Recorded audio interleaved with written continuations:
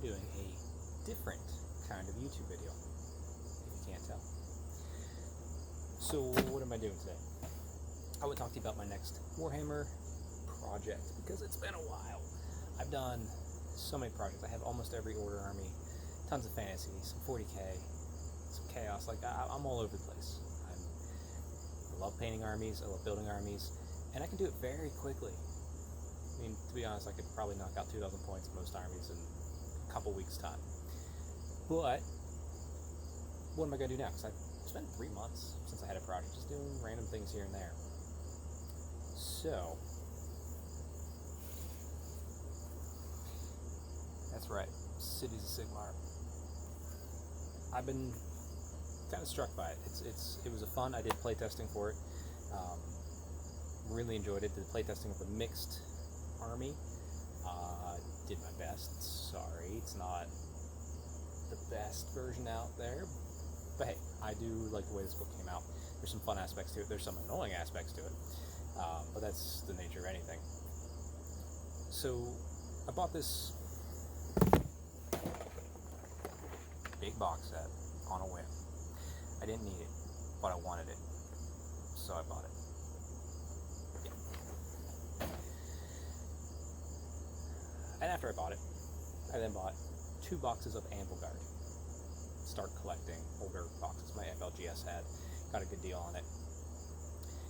Because I had a Anvil Guard army. I loved Anvil Guard back in the day. I could go on and on and be its own story about my character Lanissa, who was a Daughters of Cain in the Tarathian cult, sided with Anvil Guard when Marathi decided to attack, and it became Harkron, that sort of stuff. I knew Anvil Guard was going away, because like I said, I playtested this book. I knew it was not going to be in here, and that's fine. But I still made an Anvil Guard army, because I love the lore of it, and I've recently taken Lanissa's story back into the Daughters of Cain with my Tarathian cult, so it's all good there. But then I had this whole big collection. There's some humans, some dwarves. Humans went to Mordheim. Dwarves are back in fantasy on square bases because, let's be honest, they didn't give them great rules. But I digress. So I had a whole army, essentially, of Dark Elves that I could have done for my Cities of Sigmar. Misthoven, maybe even Settler's Gain. Tempest Eye is always a good pick with the way these rules work out, especially in the current GHB. So I kept thinking, like, oh man, what do I want to do? Because I had these humans on the way, because they knew human models. They are just chef's kiss. Oh, I love them. I love them so much. And if you don't like them, that's fine. It's art, it's subjective. So what did I want to accomplish with this army? And I kept waffling. I was waffling hard. Now this is the most first world problem you ever had. I don't know how to spend my money and have fun with Warhammer. Yeah. But that's where I'm at. And I was like, oh, I could just do a Dark Elf army. I had more than enough. Or I could start a whole new cities army with humans. And I was back and forth. I didn't know what to do. I was just staring at my Dark Elf army, waiting for this box to arrive. But, thankfully, my good friend, Martin Orlando, good elf painting man, go check him out, Wandering Prince, over on Instagram. And, anyway, he's a good friend. We talk monthly. I mean, we talk more than that, but like we have a monthly hobby chat. And as we were planning for that, he challenged me to a battle. Because, I mean, I realized I need deadlines. I need something to shoot for. Otherwise, I would just not be focused. If I have a goal and an endpoint, even if that goalpost moves, just like in fitness, as I'm working out, like, okay, my deadlift, I wanted to be a 405 for the longest time. When I got there, like, before the bar even touched, like, I picked it up, before that bar even left my hands hit the ground, I was like, boom, let's do 450. So on and so forth. Goalpost move. But if I have a goal, I will work towards that goal at a good pace. Like I said, in comes Martin Orlando. And he sees this, he knows me. He says, hey, we're both going to the 40k Grand Narrative in Atlanta this year, 2023.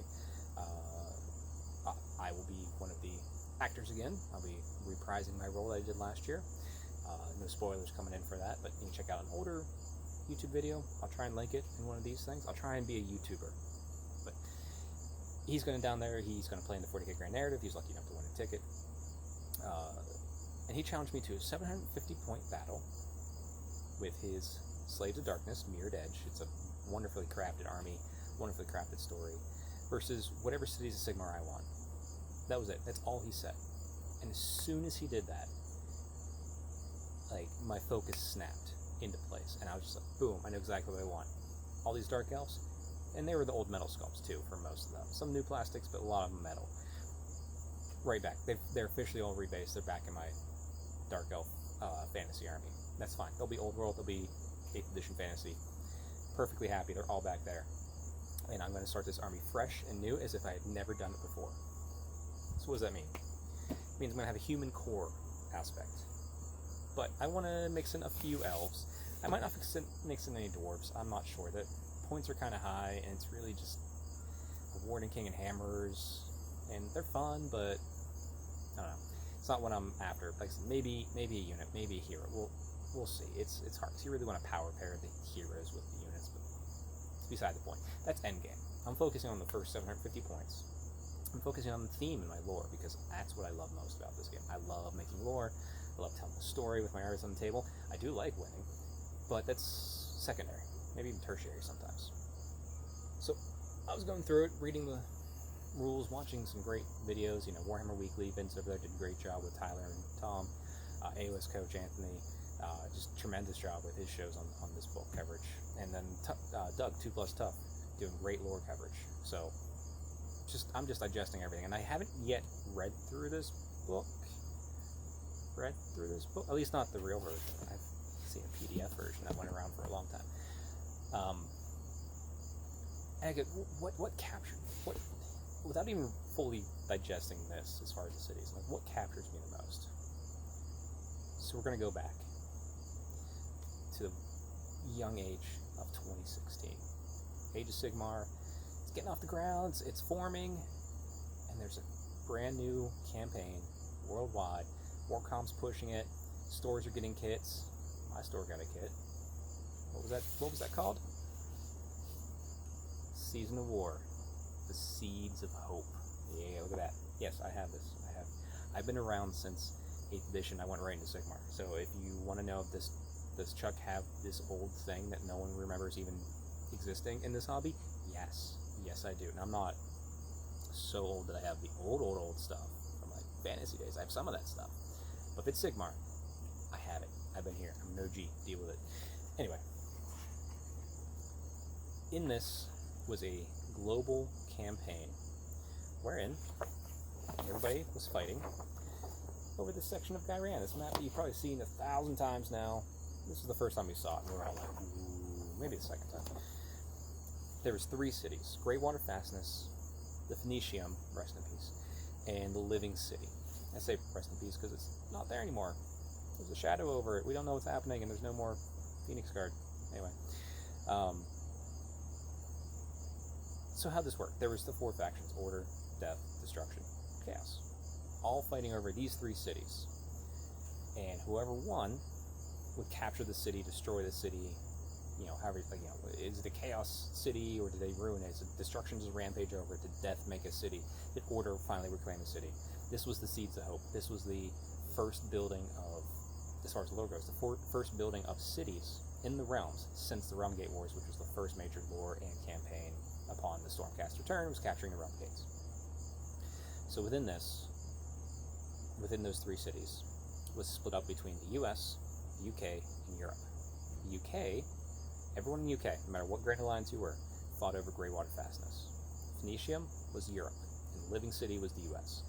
So naturally, you get a team, and you get something to root behind, and you're like, yeah, you get on board. You just go all the fuck in.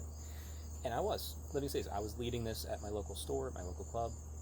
I was posting up these wonderful missions that they provided with us. I don't have them here. I'll try and splash them up on the screen as I edit this video, which I'm going to edit the video to try and make it look a little nicer. It's a real YouTuber on the way. Of these little weekly updates where they would give a bonus to one of the Grand Alliances to help them pick up the pace and also see where we're at, who's winning, who's losing, who's close, and then, even the grand finale one.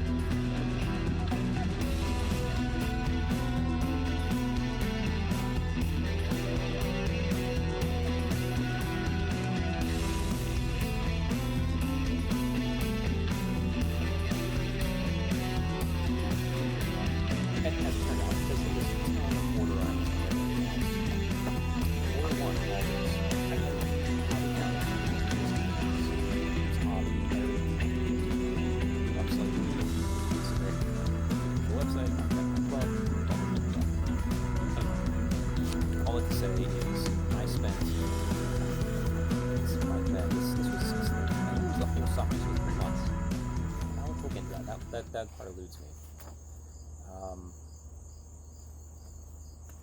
Sorry, I'm reading through this now.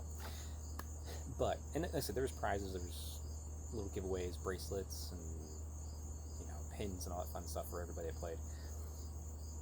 But I put so much backing behind Living City. Like, I turned out a ton of stuff. I airbrushed my first airbrush army. I played many games. I encouraged people to fight and play. And yeah, we kept it. We got the Living City. I mean, we got all the cities technically. But I was just happy that the U.S. was able to claim the city in the name of Order, which is my primary faction. I like Order because that's where the elves are at. And I'd say all that because I'm going back to my roots. That's the pun. To Living City. So, what does that mean for Living City? Because there's new rules for it. If I turn to the right page, which I should have bookmarked. Nope, we find it very quickly, thankfully. Nope, wrong way, too far. There it is.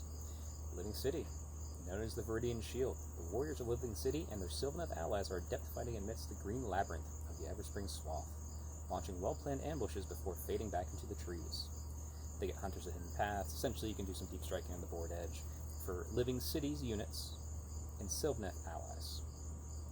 Now, I'm not sure if I'm going to go into Sylvaneth allies. I have a Sylvaneth army, so there's a small chance I base this army to be the same, just to be able to pull them in. But my plan for this, primary human force. I want to get the new pretty models. You know, I have a great start with this lovely box set here. But I also want to bring in a few elves. And I thought, I could just bring in wood elves, even though the wood elves don't exist anymore, just proxy them. But that kind of doesn't do enough for me, because I want to kind of go in. I want this to be a slow burn project. I want this to be something I take my time painting, like, you know, painting like all the little lichen growing on the shields and everything. Like, not necessarily a highly painted army, but a highly customized, attention to detail army. So I plan to, by the humans, figure out what allies I want in the long term. This is for like 2,000 points. The 750 points will probably be humans, maybe a unit of elves on the side. We'll see, as a proof of concept. And I want to go buy the new plastic sculpts for the dark elves, the executioners. I already have a sorceress that I kit bashed up of some high elf and Lumina stuff. You know, some blackguard, all that stuff, all the stuff I like. Maybe not monsters. I'm not feeling the monsters yet, but we'll see. Because if I bring a monster in, it might as well be a tree lord or something, or Durthu. But anyway, I want to take these dark elf models, dive into my bits box, which is very full of everything elf.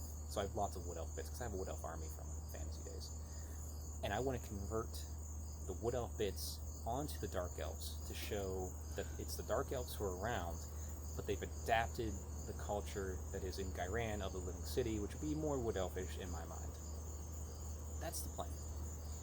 And the reason I'm doing this plan is, one, to thank Martin Orlando for essentially getting my butt in gear with the simplest challenge ever. And also to just kind of share the journey of this. I've never really shared it much. I've shared my travel vlogs, I do the YouTube, and like, yeah, I'm a small YouTuber, that's fine. Because I'm definitely more the type to do stuff on the back end for Warhammer than on the front end, but I'd like to do some front end stuff, so here we go. So yes, I want to share the progress with this. It might be a slow process, or I might get crazy into it and finish it quicker, but here we go. Regular updates on this coming to the channel. I can't say when, I don't know. I don't want to say I'm going to do this weekly because, fuck, I don't know. But as I make progress in this, as ideas come to me, or as something pops up with the project that strikes me, like a lore piece I've written to talk about, I'm going to do a YouTube video for it. So, you know, I'll get a nice name for this. It'll be an ongoing series, and we'll have some fun. So if you are doing Living City, or just Cities of Sigmar, or a new project, you know, let me know down below. Share that, because new projects are always fun. And if you're not, and you're just here to enjoy the progress of some guy who is me, I guess, sure, whatever. Yeah, I hope you enjoy, and we will see you soon, as always. Happy hobbying, and stay Stormcast strong.